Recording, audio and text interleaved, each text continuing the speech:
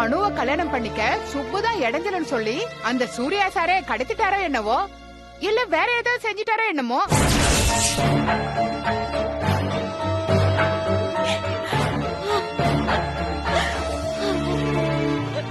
சும்மா இரு, எதுவும் தெரியாத மாதிரி பேசாத.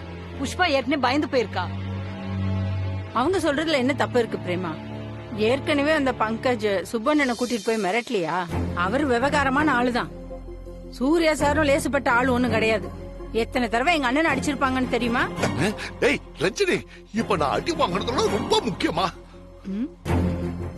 எனக்கு என்னமோ அந்த சூர்யாவும் பங்கஜும் சுப்புவை ஏதாவது பண்ணிருப்பாங்களோன்னு தோணுது. அந்த பங்கஜும் சூர்யாவும் ரொம்ப நல்லவங்க மாதிரி நடிச்சு சின்ன பொண்ணு மனசை கெடுத்து இப்படி அநியாயமா கல்யாணத்தை நிறுத்திட்டாங்க. ஆனா அதுக்கெல்லாம் சுப்பு மசியல, ரொம்ப ரோஷக்காரன். அதான் ஆளைய தூக்கிட்டாங்க போல இருக்கு. இல்ல இல்ல, அப்படி எல்லாம் நடந்திருக்காது. சூர்யா சார் அப்படி எல்லாம் பண்ற ஆளு கிடையாது. நீ போய் சொல்ற.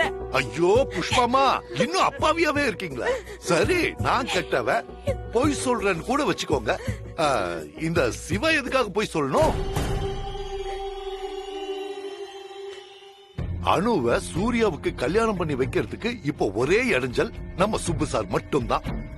அதுக்காக அந்த பங்கஜ் சூழ்ச்சி செஞ்சு சுப்புவை கொலை பண்ண கூட தயங்க மாட்டான்.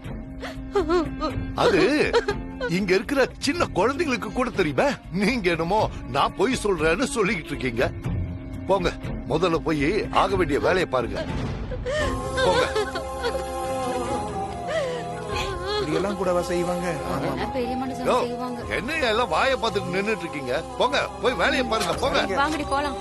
சரிக்கா.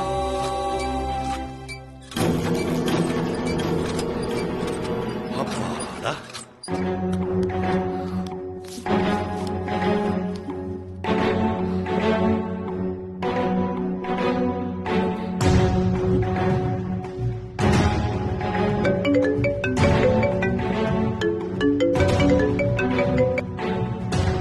எஸ் ரம்யா.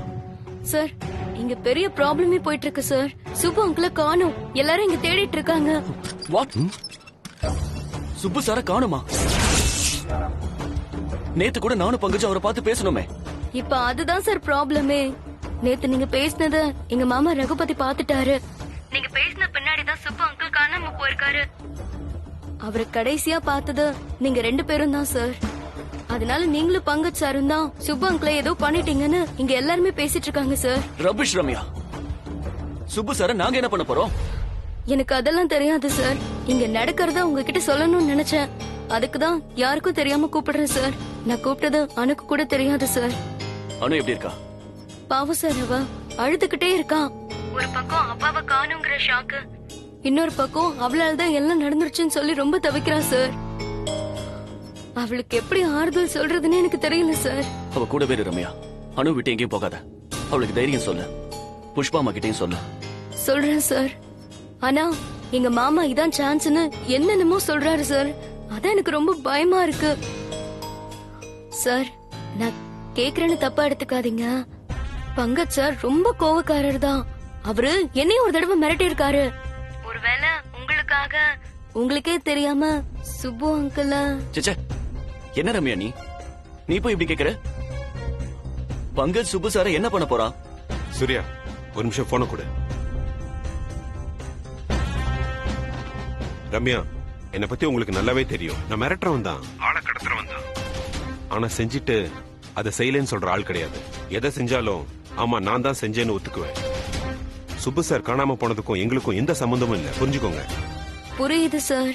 ஆனா எங்க காலனில எல்லாரும் பேசுறத கேட்டு நானே ஒரு நிமிஷம் கன்ஃபியூஸ் ஆயிட்டேன். தப்பா நினைச்சுக்காதீங்க சார். Sorry sir. பரவாயில்ல, நீங்க அனுமேடத்தை பாத்துக்கோங்க. சரி சார். முடிஞ்சா சூர்யா சார் அனு கிட்ட ஒரு வார்த்தை பேச சொல்லுங்க. நான் வச்சிடுறேன். இருக்கிற பிரச்சனை பத்தாதுன்னு இதுவரையா பங்கஜ்? சுப்பு சார் கோவத்துல எங்கேயாவது போயிருப்பாரா? வந்துருவாரு. நீ தேவையில்லாம எதுவும் யோசிக்காத. வாழ்க்கை ரொம்ப வஸ்டா போகுதுடா. எப்படி அடக்கி வைக்கிறதுனே தெரியல பங்கஜ். ஒன்னு அடக்குனா இன்னொன்னு முளைச்சு வருது. சுப்பு சார் சீக்கிரம் வந்துட்டா நல்லது. இல்லனா வந்துருவாருன்னு சொல்றேன்ல. சுப்பு சார் விஷயத்துல மட்டும் என்னால எதையுமே தீர்க்கமா யோசிக்க முடியல பங்கஜ். அனு எப்படி இதை தாங்கிக்க போறா? அவங்க அப்பா இல்லாம அவளால ஒரு முடிவு எடுக்க முடியாது. அப்பானா அவளுக்கு அவ்வளவு பாசம். அவ கூட இருந்து ஆறுதல் கூட சொல்ல முடியாத அளவுக்கு பாவி ஆயிட்டானே. அப்படி என்னடா நான் தப்பு பண்ண? போதும் சூர்யா, நீ இவ்ளோ புலம்புற அளவுக்கு இங்க ஒண்ணும் ஆகல. அவர் சீக்கிரமே வந்துருவாரு.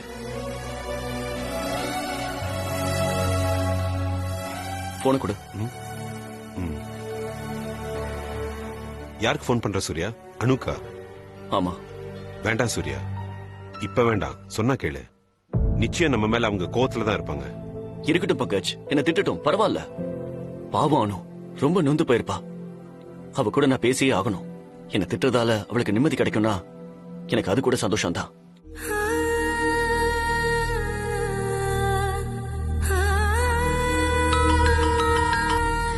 சார், சாரி அனு, உங்க அப்பா எங்கேயும் போயிருக்க மாட்டாரு. அவரே வந்துருவாரு, நீ கவலைப்படாத.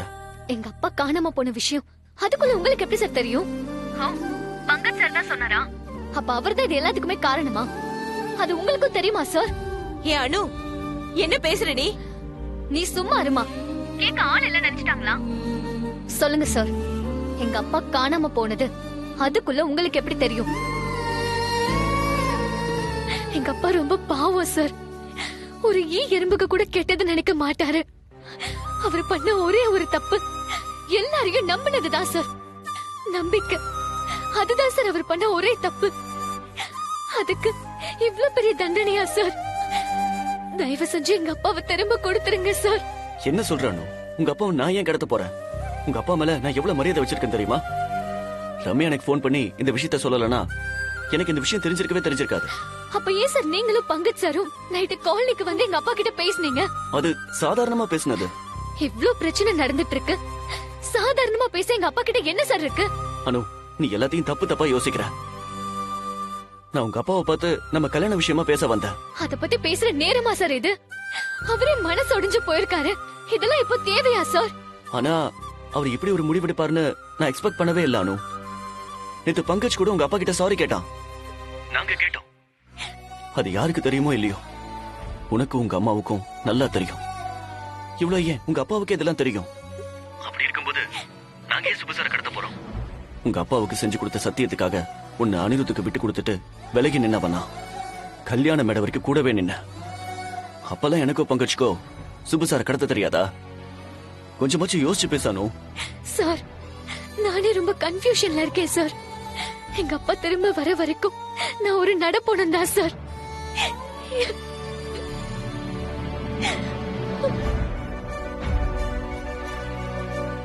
ஈஸியா சொல்லிட்டா நடப்பணும்னு. என் நிலைமை அதான் பங்கஜ். ஆனா நான் யார்கிட்ட சொல்லுவேன்? கவலைப்படாத சூர்யா. அனு எமோஷனலா ரொம்ப அப்செட்டா இருக்கா. எல்லாம் சரியாயிடும். எல்லாம் சரியாயிடும்னு ஒரு குருட்டு நம்பிக்கையில ஓடிக்கிட்டு இருக்கோம்ல. விடு சூர்யா, பாத்துக்கலாம். அனு அவ்வளவு கேள்வி கேட்கிறா பங்கஜ். என்னால தாங்க முடியல. அவ்வளவு கெட்டவனாடா நானு? டேய், அவ சரியா யோசிக்கிற நிலைமையில இல்ல. நீ இதை பெருசுப்படுத்தாத. அவளுக்கு அவ அப்பானா உயிர்னு உனக்கே தெரியும். அப்படிப்பட்ட அப்பாவை காணோம்னா எந்த பொண்ணு இப்படிதான் ரியாக்ட் பண்ணுவா? அவங்க அப்பா திரும்பி வந்துட்டார்னா எல்லாமே சரியாயிடும். நம்ம கூட பேசும்போதே சுபு சார் ரொம்ப தான் குழம்பி போயிருந்தாரு. ஆனா இப்படி குடும்பத்தை விட்டே போவார்னு நான் நினைக்கவே இல்லை. பங்கஜ், ஒருவேளை வேற ஏதாவது தப்பான முடிவு எடுத்திருந்தாருன்னா? ஏய், அப்படிலாம் எதுவும் ஆயிருக்காது சூர்யா.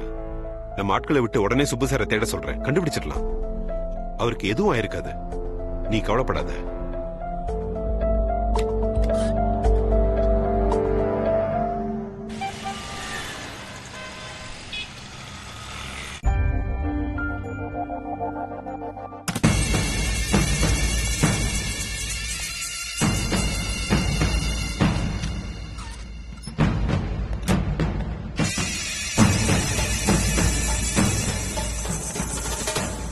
சார், உங்களுக்கு ஃபுட் ஆர்டர் பண்ணிருக்கேன். இப்போ வந்துடும் சார். இது நீங்க சாப்பிடறதுக்கு முன்னாடி எடுத்துக்க வேண்டிய டேப்லெட், மறந்துடாதீங்க சார். சார், உங்க அருமை அந்த அணுவுக்கு எப்பவுமே புரியாது சார்.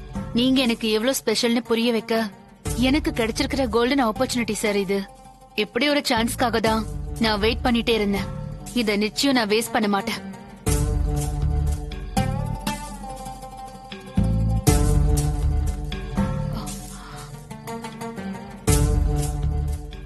அப்புறம் ஒரு மீட்டிங் அரேஞ்ச் பண்ணிருக்கேன் சார். அதுக்கான கோட் இன்னும் கொஞ்ச நேரத்துல உங்க கைக்கு கிடைச்சிரும். தென் சாரி அனு.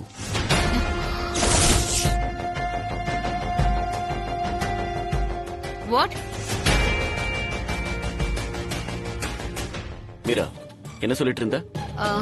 சார், தேவநந்தினி டிபார்ட்மெண்ட்ல அப்படியே ஒர்க் எல்லாம் ஹேங் ஆகி நிக்குது சார். எடுத்த ஆர்டர்ஸ்க்கும் ஒழுங்கா டெலிவரி பண்ணல. ப்ரொடக்ஷன் டிபார்ட்மெண்ட்டும் அனுக்காக வெயிட் பண்ணிட்டு இருக்காங்க. இப்படியே இருந்தா அது தாங்கவே முடியாத அளவுக்கு ஹெவி லாஸா இருக்கும் சார் நமக்கு. Stop it Meera. இப்ப நான் இருக்கிற மூட்ல எதை பத்தியுமே என்னால யோசிக்க முடியாது. ஒரு 2 நாள் போகட்டும், அப்புறம் என்ன செய்யலாம்னு யோசிக்கலாம். I understand sir. பட் அனுவோட கல்யாணத்துக்கு முன்னாடியே அவள ஆபீஸ்க்கு வர வேண்டாம்னு நீங்க தானே சொல்லிருந்தீங்க.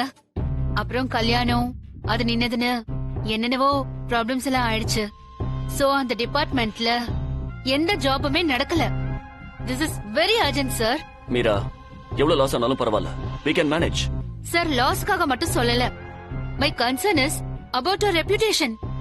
ஒரு விபியா நான் இதை உங்களுக்கு அப்டேட் பண்ணி ஆகணும். இது என்னோட கடமை சார். சரி sir, if you don't mind, நான் வேணா அனுக்கு ஃபோன் பண்ணி ஆபீஸ்க்கு வர சொல்றேன். அவளுக்கும் அவளோட மூட் சேஞ்ச் ஆன மாதிரி இருக்கும் இல்லையா? நோ நோ மீரா, அனுவை டிஸ்டர்ப் பண்ண வேண்டாம்.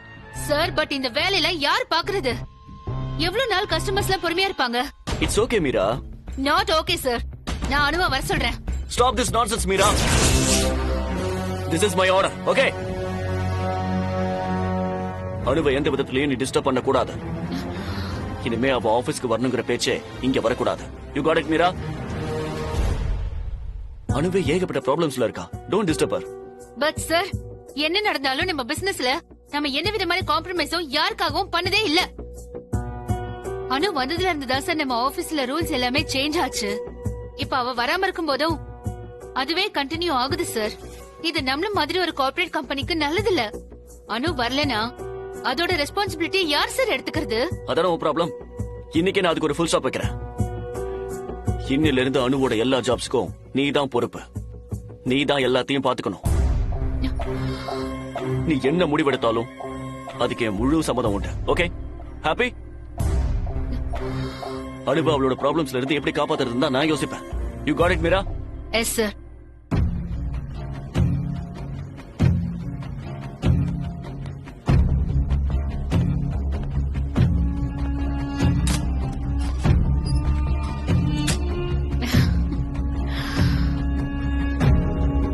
அனு, நான் எதிர்பார்த்தத சூர்யா சார் அவர் வாயாலேயே சொல்லிட்டாரு. இது போதும். இனிமே இந்த ஆபீஸ்க்குள்ள நீ எப்படி கால் எடுத்து வைக்கிறேன்னு நான் பாக்குறேன்.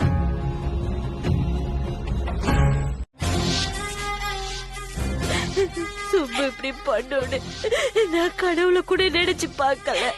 சுப்பு எங்க போச்சுன்னே தெரியலையே. நம்ம சுப்பண்ண மனசுக்குள்ள எவ்வளவு கவலை இருந்தா இப்படி சொல்லாம கொள்ளாம போயிருப்பாரு. சும்மா இரு பிரேமா. பிரேமாவை எதுக்கு சொல்றீங்க? அவங்க சொல்றதுல ஒண்ணு தப்பு இல்லையே. குடும்பமே கதின்னு இருந்த மனுஷன் இப்படி சொல்லாம கொள்ளாம வீட்டை விட்டு வெளியே போயிருக்காருன்னா அவர் மனசுல என்னெல்லாம் தோணுச்சோ. நீங்க சொல்றது சரிதான். வீடு விட்ட கடை, கடை விட்ட வீடு. சுப்புக்கு நாங்களும் இந்த காலனி தான் உலகமே. கல்யாணம் ஆன புதுசுல கூட சுப்பு கடையில வேலை இருக்குன்னு சொல்லி ராத்திரி கடையிலேயே தங்கி மறுநாள் காலையில எல்லாம் வந்திருக்கு. ஆனா எப்ப அனு பிறந்தாலும் அன்னையில இருந்து ஒரு நாள் கூட வெளியே தங்காது. என் பொண்ணு பார்க்காம இருக்க முடியாதுன்னு சொல்லிட்டு எவ்வளவு நேரம் ஆனாலும் வீட்டுக்கு வந்துரும். இப்ப எப்படி அனுவை விட்டுட்டு அதுக்கு வீட்டை விட்டு வெளியே போக மனசு வந்துச்சோ. அனு, சுப்பு என் மேல காட்டுற பாசத்தை பார்த்து நானே நிறைய தடவை மலைச்சு போயிருக்கேன். அதுக்கு எவ்வளவு என் மேல பாசம் இருக்குன்னு. ஆனா நீ பிறந்த பிறகு அது உன்கிட்ட நடந்துக்கிறத பார்த்த பின்னாடிதான் எனக்கு தெரிஞ்சது. என்கிட்ட காட்ட அன்புல கால் தூசின்னு. அப்படி உயிரை இருந்த சுப்பு உன் மேல கோவப்பட்டு போக முடியாது அனு. போகவே முடியாது. அதால போகவே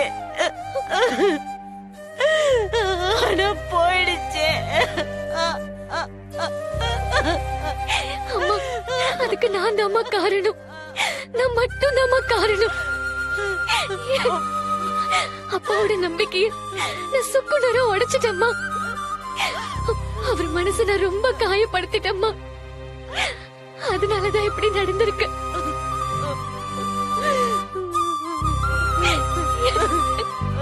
அனு, மத்தவங்க எல்லாம் பொண்ணை பெத்துட்டோமேன்னு வளர்த்தப்போ உங்க அப்பா மட்டும்தான் தான் பொண்ணை பெத்தவண்டான்னு எப்பவும் தலை நிமிர்ந்து பெருமையா சொல்லுவாரு. கண்டிப்பா அவர் உன்னை புரிஞ்சுக்காம இருந்திருக்க மாட்டாரு அனு. உங்க 2 பேரையுமே விட்டா அவருக்கு உலகமே கிடையாது. நீ வேணா பாரு, அங்கிள் கண்டிப்பா திரும்பி வந்துருவாரு.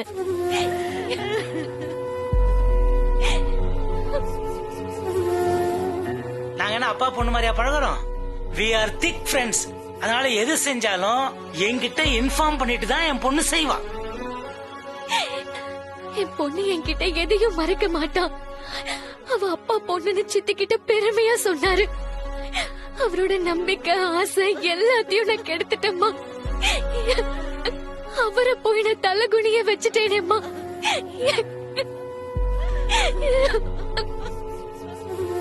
அப்பா, நான் தப்பு பண்ணிட்டேன்ப்பா.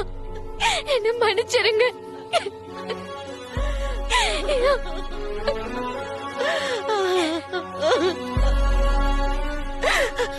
அம்மா மகமாயி, என் சுப்புக்கு எந்த குறையும் இல்லாம பத்திரமா கிட்ட கொண்டு வந்து ஒப்படைச்சிருப்பா. நான் உன்னதாம நம்பி இருக்கேன்.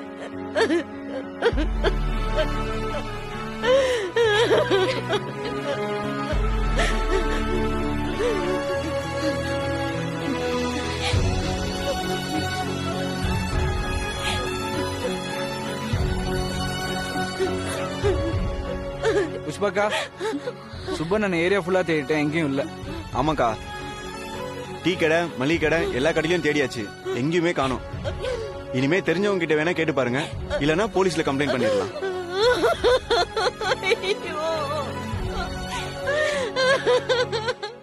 புஷ்பா, இப்படி நீங்க அழுதுகிட்டே இருந்தா என்ன அர்த்தம்? எதுவும் விபரீதமா நடக்கிறதுக்குள்ள நம்ம போலீஸ் கிட்ட சொல்றதுதான் நல்லது.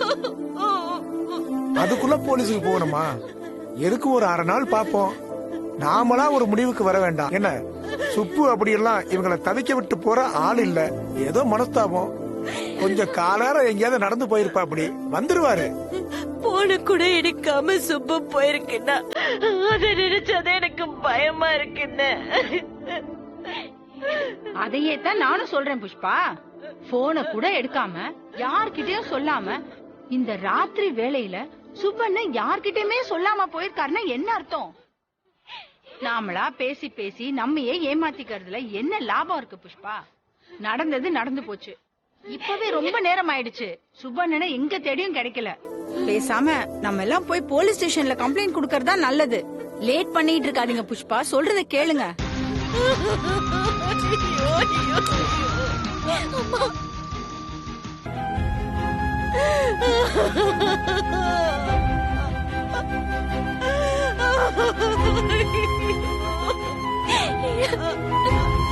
அல்லாத புஷ்பா, நமக்கு தெரிஞ்ச இடம்லாம் தேடி பார்த்துட்டோம். சுப்பண்ணனை எங்கேயும் காணோம். இப்ப நமக்கு வேற வழியும் இல்ல. ரஞ்சினி சொல்றதுதான் சரி. இல்ல வேணாம், அது காணோன்னு கம்ப்ளைண்ட் கொடுத்தா அதுக்கும் சுப்பு கோச்சுக்கும். இல்ல, கண்டிப்பா வந்துரும், அதுவா வந்துரும். ஆண்டி, கண்டிப்பா சுப்பு அங்கிள் வந்துருவாரு. இருந்தாலும் ஒரு கம்ப்ளைண்ட் கொடுக்கறது நல்லது ஆண்டி. என்ன ரம்யா சொல்ற? எங்க அப்பாவை காணோன்னு நானே ஊரெல்லாம் சொல்லணுமா? ஒருவேளை அது எங்க அப்பாவுக்கு தெரிஞ்சா அவர் இன்னும் வருத்தப்படுவாரே தவிர கண்டிப்பா திரும்பி வர மாட்டாரு ரம்யா. இல்ல அனு, நான் நிறைய விஷயத்த மனசுல வச்சுக்கிட்டு தான் சொல்றேன். போலீஸ் கிட்ட நடந்த விஷயத்தெல்லாம் சொன்னா கண்டிப்பா அவங்க ஹெல்ப் பண்ணுவாங்க அனு. ஆமாமா, போலீஸ்காரங்க கொஞ்சம் நம்மளோட வேகமா எல்லாத்தையும் செய்யறவங்க. 4 விஷயம் தெரிஞ்சவங்க. அவங்க சீக்கிரமே சுப்பு எங்க இருக்காருன்னு கண்டுபிடிச்சிருவாங்க. சொன்னா கேளுங்க புஷ்பாமா, எதுக்கு நம்ம ஒரு கம்ப்ளைண்ட் கொடுக்கறதா நல்லது. அம்மா வாமா, போய் கம்ப்ளைண்ட் கொடுத்துட்டு வந்துடலாம். நான் இவங்க 2 பேரையும் கூட்டு போறேன், மத்தவங்க எல்லாம் இங்கேயே இருங்க. சரிங்க, வாமா.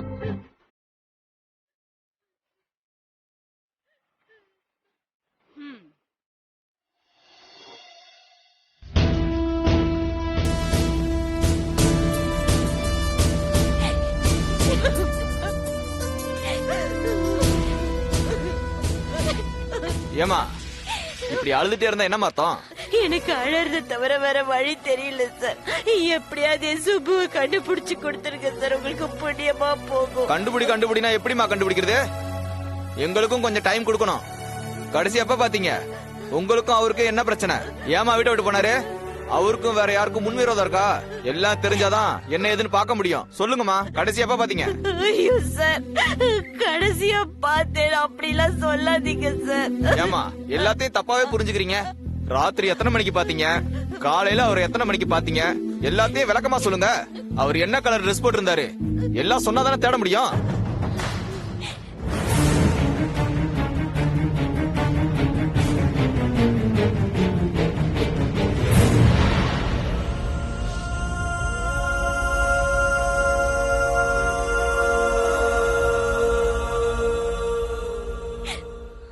அப்ப எல்லாரும் தூங்கிட்டீங்க. அதுக்கப்புறம் உங்க புருஷனை பார்க்கவே இல்ல, கரெக்டா? சார் அதுக்கப்புறம் சுப்புவை நான் காலனில வச்சு பார்த்தேன் சார். வாடா உள்ள. என்னப்பா உங்களோட பெரிய ரோதனையா போச்சு? கரெக்டா சொல்லுங்கப்பா. காலனில நீ சுப்பு எங்க பார்த்த, என்ன பண்ணிட்டு இருந்தாரு? சூர்யா சார் பங்கஜ் சாரோட சுப்பு நின்னு பேசிட்டு இருந்தாரு சார். சூர்யா சார் பங்கஜ் சாரா? சரி, அந்த நேரத்துல அவங்க என்ன பேசிட்டு இருந்தாங்க? அவங்க 3 பேரும் என்ன பேசிட்டு இருந்தாங்கன்னு எனக்கு தெரியாது சார். ஆனா கடைசியா சுப்பு கிட்ட பேசுனது அவங்களா தான் இருக்கணும். அதுக்கப்புறம் சுப்பு காணாம போயிட்டாரு சார். சார் எப்படியாவது எங்க அப்பாவை கண்டுபிடிச்சிருங்க சார். அவர் இல்லைன்னா நானும் எங்க அம்மாவை செத்தே போயிடுவோம் சார்.